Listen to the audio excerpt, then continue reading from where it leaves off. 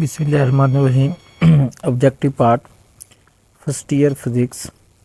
First question, computer chips are made of a silicon, which is not a base unit in SI unit. इनमें से कौन सा base unit नहीं है? Base unit कितने हैं? 7. किलोग्राम ये भी बेस यूनिट है, एम्पेयर ये भी बेस यूनिट है, केल्विन ये भी बेस यूनिट है। तो जूल जो है वो बेस यूनिट नहीं है, जूल वर्क का यूनिट है और एनर्जी का यूनिट है। 1 गीगा जो है वो 10 की पावर 9 के बराबर होता है और ये प्रीफिक्स है। SI unit of intensity of light, रोशनी की शिद्दत का यूनिट कैंडेला होता है। The ratio of 1 nanometre to 1 attometre is 10 की पावर 9। नैनोमीटर होता है 10 की पावर 9 और एटोमीटर होता है 10 की पावर 18। तो इनकी रेशियो जो आएगी वो आएगी 10 की power 9। Which of the following is the least multiple, इसमें से लीस्ट मल्टीपल कौन से? एटो 10 की पावर 18 वाला। SI unit of plane angle, plane angle का जो एसआई यूनिट होता है वो क्या होता है? Radian. The SI unit of solid angle, solid angle जो होता है वो 3 डायमेंशन में होता है तो इसका यूनिट होता है स्टेडियन। हो मैनी नैनोमीटर्स इन आ मीटर, 1 मीटर में कितने नैनोमीटर होते हैं? 10 की पावर 9। नैनो मीन्स 10 की power 9। Which of the following is not allowed as standard prefix, इसमें से कौन सा स्टैंडर्ड प्रीफिक्स नहीं है? किलो 10 की पावर 3 है, नैनो 10 की पावर 9 है, मेगा 10 की पावर 6 है, माइक्रो मैक्रो ये नहीं है, ये दोनों नहीं है। 2 टाइम्स मैक्रो आ गया। Kilogram per metre second square is the unit of pressure, pressure का यूनिट है। प्रेशर का एक और यूनिट है न्यूटन मीटर स्क्वायर भी है, तो प्रेशर का यूनिट पास्कल भी है। Physical quantity pressure in term of base unit is kilogram per metre per square.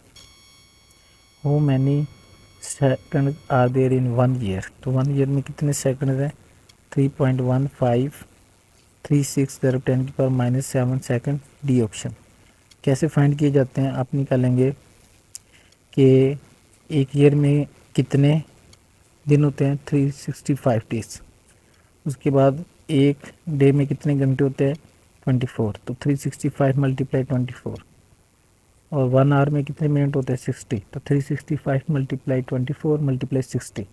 1 minute में कितने सेकंड होते हैं? 60। तो आप करेंगे 365 मल्टीप्लाई 24 मल्टीप्लाई 60 मल्टीप्लाई 60, तो आपके पास ये रिजल्ट आ जाए। 2 degree is equal to, 2 degree को आपने रेडियन में करना है, तो आपको पता है 1 रेडियन किसके बराबर होता है? π/180 रेडियन के। तो 2 डिग्री हो जाएगा 2 मल्टीप्लाई π/180, π/90, इसको डिवाइड करेंगे तो के पास आ जाएगा 0.035 radian. 1 radian is equal to 57.3 degree, fix value है, याद करनी है। Pascal is the unit of pressure. Which of the following is not a unit of energy, इसमें से कौन सा एनर्जी का यूनिट नहीं है? किलोवाट आवर ये इलेक्ट्रिक एनर्जी का यूनिट है, जूल भी एनर्जी का यूनिट है, अर्ज भी एनर्जी का यूनिट है, किलोवाट ये एनर्जी का यूनिट नहीं है, ये पावर का यूनिट है। 1 radian is equal to 57.3 degree. Zero error of an instrument is a type of systematic error. Least count of metre rod कितना होता है? Least count 1 centimetre. The force of 15 newton makes an angle of 90 degree with x axis, its y component is 15 newton, 0 newton, 30 newton, 45 newton. 15 newton क्योंकि वो x axis के ऊपर perpendicular है, तो उसकी डायरेक्शन वाई एक्सिस में होगी और वो होगी 15 newton. If the 2 components of a vector are in equal magnitude जी, साइन 45 डिग्री कोस 45 डिग्री, दोनों की वैल्यू 45 डिग्री पे सेम होती हैं, यानी 1/2 का under root, so 45 degree is the correct answer. In which quadrant vector 2i-3j, first आपके पास पॉजिटिव है और सेकंड नेगेटिव, यानी x पॉजिटिव y नेगेटिव, तो ये होता है 4 क्वाड्रेंट के अंदर। The sum of 2 perpendicular forces is 8 newton and 6 newton is 10 newton. Perpendicular forces है तो हम इसका 10 न्यूटन आ जाएगा आपके पास sum.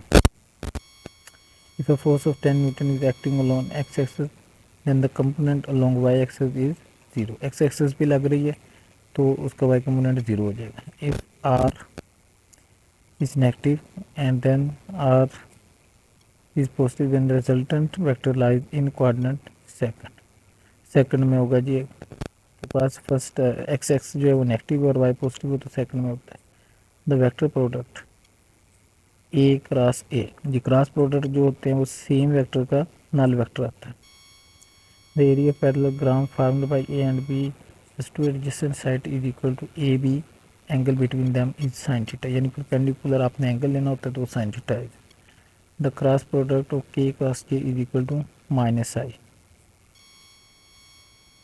If two non zero vector A and B are parallel, अगर दो नॉन जीरो वेक्टर पैरेलल होंगे to each other than parallel vector हैं उनके दरमियान एंगल 0 आएगा, तो A dot B is equal to A B के बराबर होगा। A cross B is equal to 0, two vectors का क्रॉस प्रोडक्ट कब 0 आएगा, जब उनके दरमियान एंगल 0 का, यानी sine 0 0। A B sine and unit vector cross product with A B sine and unit vector is 0, जी 0 आएगा। क्रॉस प्रोडक्ट सेम वेक्टर का 0 आता है। Projection of B along A is equal to, B की projection आपने निकालनी ए पर, तो ये आ जाएगा बी वेक्टर और साथ आ जाएगा यूनिट वेक्टर्स, या ये इसको आप ऐसे भी लिख सकते हैं B vector dot A vector over A की magnitude. I dot k cross i, सबसे पहले आप ब्रैकेट को हल करेंगे के क्रॉस आई, इसका आंसर आपके पास आ जाएगा जे, तो जे को जब आई के साथ डॉट प्रोडक्ट लेंगे तो आ जाएगा 0। The magnitude of i cross के इज इक्वल टू 1। नेक्स्ट है जी the dot product of i dot i, dot product same vector का 1 होता है क्योंकि इनके दरमियान एंगल क्या होता है 0 डिग्री कोस 0 1 होता है। अच्छा जी, नेक्स्ट है आपके पास आई डॉट आई जे डॉट जे के डॉट के, सेम वेक्टर का डॉट प्रोडक्ट 1 के बराबर। The complete requirement for a body to be in equilibrium, कोई भी बॉडी इक्विलिब्रियम में कब होती है, जब उस पर दो जो कंडीशन है वो फुलफिल हो जाएं, कि resultant of all force acting on the body is 0, sum of the torque acting on the body is also 0। The dot product of A and B, दो वेक्टरों का डॉट प्रोडक्ट कब 0 होता है, जब उनके में एंगल क्या हो जाए 90, क्योंकि कोस 90 डिग्री क्या होता है 0।